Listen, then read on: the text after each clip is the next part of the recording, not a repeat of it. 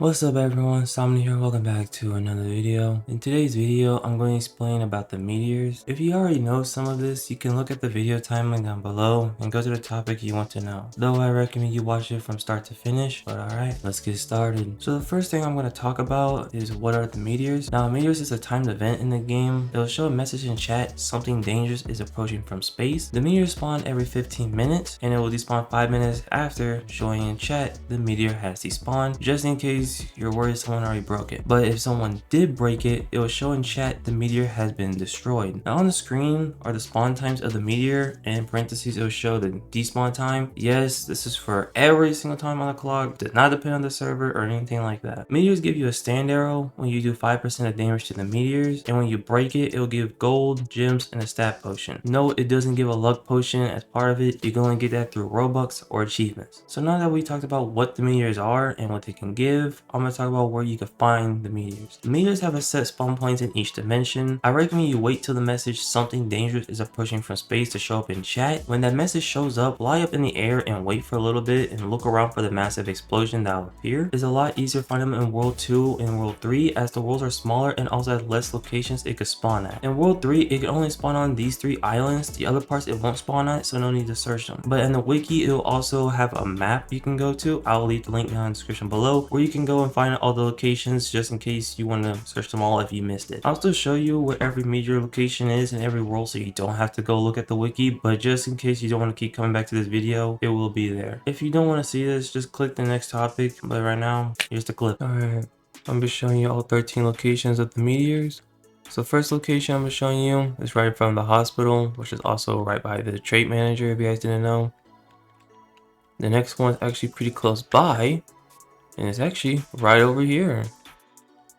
Also by a train location. So far so good, it's pretty easy, but it does get pretty confusing so far. So the next area is actually also somewhat near location. It's actually between here, in this spot. And the next one is actually far over here. So it's right over here. There we go. Right here. Alright, so the next location we'll be showing you is on the snow island. So the first one I'm showing you is right over here. And the next one is right over here. Alright, so now we're on the volcano island. The next one will be over here, right by the black hole. You can easily tell if you find these 5, it'll be over here and by the black hole, fresh into front of the Titan. And then the next one is right over here.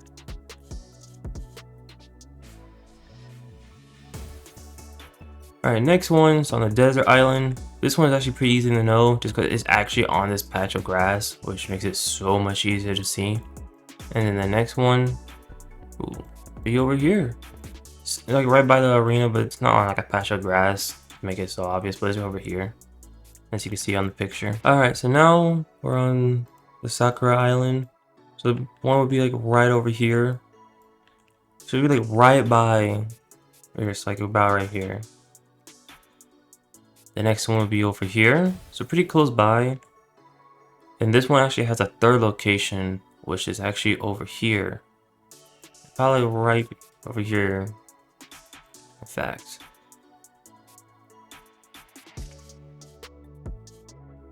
So that's where all 13 locations are of the meteors in World 1. I really don't recommend going here just because it's so many locations and it's so far that you can't even see the explosion.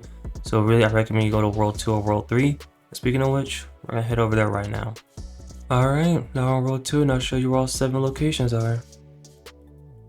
The first one is actually a pretty easy one.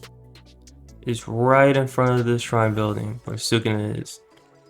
About right over here. Give or take. It's like on like a little corner, but it is over here. The next one is actually also in front of an NPC, so this does make it easier. It's in front of Giyu. Yep. Literally just right in front of them. Oh, there we go. Right in front of them. I don't know why I'm lagging over here. And the third one might be a little complicated, but it actually is by the ship. It's on the edge over here. Let's go over here. And this is where the third one is on this island. So on the desert island, there's actually only 2 of them. One is right behind Ichigo, so you don't have to worry about that. I'm just like right behind him. And then the next one is actually over here, right by the ice. It's not that bad. It's actually pretty easy to see if you come to this world, and it's so much less locations than before. Alright, and now on the Namek Island where you can find Boo, we get the meteor right here on the edge, and the second one right here, right in front of the Frieza ship. Or by it, I can't say in front, but it's by it. Alright, and that's where all 7 locations for the meteor can spawn in World 2. Honestly, this is probably the easiest world for you, because some people are worried about World 3, but it's really not that bad. Alright, now let's go to World 3. Alright, now welcome to World 3. This one has 9 locations, so between the two, I recommend actually going to the second world, but I'll still show you where it is in the third world. Alright, this one actually isn't too bad, as there's a meteor right here. So this is one of the locations, obviously, is right by the 5 NPCs in the front gate, so you can't miss it. The next one is actually pretty close by it, which is right by the train over here. So it's actually it's not that bad. And the third one is also pretty close by. This what makes World 3 pretty good, is that the islands are so small that it's easier to find. Is that the homes over here. So there's 3 locations already down, and on the second one, we got one right in front of Muzan, right here. Oh, here we go. Right in front of Muzan. The second one will be right over here, right in the little green patch of grass by these 3. Be careful when hitting them, but if you use the method I told you, it will actually help you avoid them.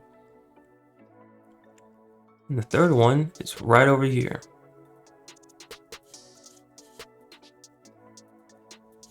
Alright, now on to the desert island. There's one right under the spike, right by these 4 NPCs, which is pretty handy. There's one kind of by it, but it's like over here. And finally, we got one right over here. Just want to make sure we get a nice little spot over here. There we go. It's right by this thing. About in between these 2 buildings, I believe. Alright, I hope you enjoy this little segment. Just continue watching the rest of the video and make it so much easier to destroy these meteors.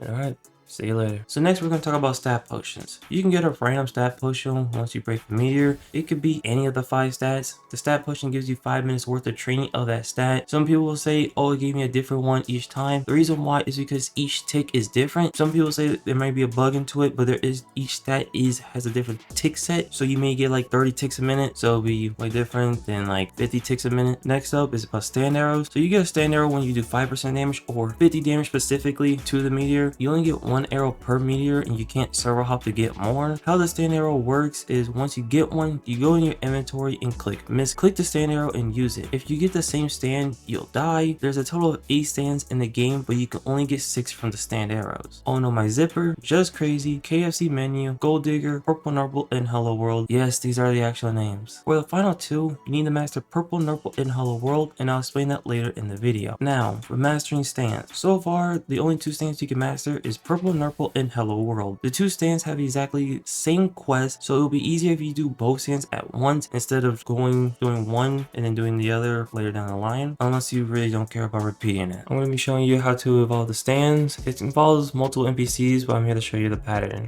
Here in World 1 actually. If you want to see where the NPCs are in the other worlds, you can check out my other videos. Alright, let's get started. So the first NPC you got to talk to is actually Dio. He's right here, if you can tell, just right behind here. You just talk to him. I already finished the quest, so it won't show, but it'll show the world and Purple. You can click them both if you have them both, but that's what I did. Next quest is actually Zoro. If what you didn't know, he's right behind the desert island. Honestly, I recommend doing this in World 2, just because it's so much shorter, but he's over here. Just come and talk to him. He continues your quest. The next stage is Kaneki, and for World 1 and World 2, he's actually at the bridge connecting them. So this is actually a lot easier finding him than in World 3. Right over here.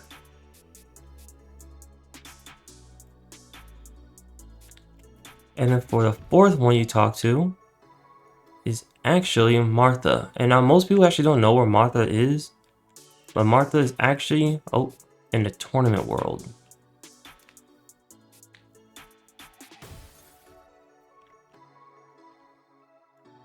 Wow. And he is right here.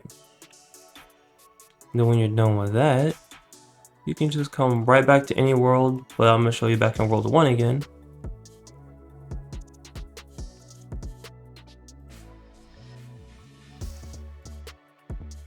That he's right back here. And after you finish the final quest with Dio, you then get the evolution of Hello World and Purple Nurple. Now, how to break Meteors quickly. Unlike players or bosses slash NPCs, Meteors don't take neither PvE or PvP scale damage. It doesn't matter how strong or how weak you are, you'll do the same damage. It's based off the amount of hits the move you have will do. Now, I went through every single special and powers in the game to see which ones are the best ones to break the Meteors. Now, I'm not going to show you each single result, only the top 3 of each special because I know not everyone's going to have the best of each. Then top 3 specials all together, and finally top 3 powers. Alright, starting with the top 3 specials and powers, we're starting with curses first. At number 3 is Volcano, X doing 20 damage. Now Infinity does have a higher move, but it is the Hollow Purple Nuke and it has a longer cooldown, so I just put Volcano above it. Number 2 is Rika with the C damage doing 42 damage. And at number 1 is Shrine, the V damage doing 60 damage. The top 3 breathing styles, Water, C doing 12 damage, Thunder, C doing 16 damage, and Sound, B doing 20 damage. Top 3 stands, Hello World, the number 1, Z doing 32 damage, and X doing 12. Purple Nurple, again the normal one, Z doing 32 damage, and C doing 14 damage. And Hello World but better, Z doing 32 damage, but X doing 25 damage. And now for the final special, Fruits. Dragon, C doing 50 to 63 damage. It was pretty tough actually getting more accurate, but bare minimum I got was 50 damage. Light would be doing at most I've done 95 damage, but possibly can reach 100, but not passing the number 1. And for number 1 is Ice Fruit with Z doing 134 damage. That is the best special you can ever use for Meteors. So now for the top 3 together. Starting with number 3 will be Shrine with a constant 60 damage. Against Dragon C with 63 damage because it was very inconsistent. Number 2 would be Light with the V doing 95 damage. And finally number 1 being Ice that can do 134 damage. Now for the top 3 powers, and number 3 what may shock you is Rapid Barrage that does 33 damage. Number 2 Great Fire Annihilation doing 43 damage. And Extinction Rain because it's hard to hit, but at most I got 61 damage, then 54 damage, and the least 51 damage. So that's the results of all I've done. If you want to see the rest, let me know in the comments. I'll actually probably post all my math and results actually in the description below, or maybe the comments, one of the two. And see that? I'll see you guys later.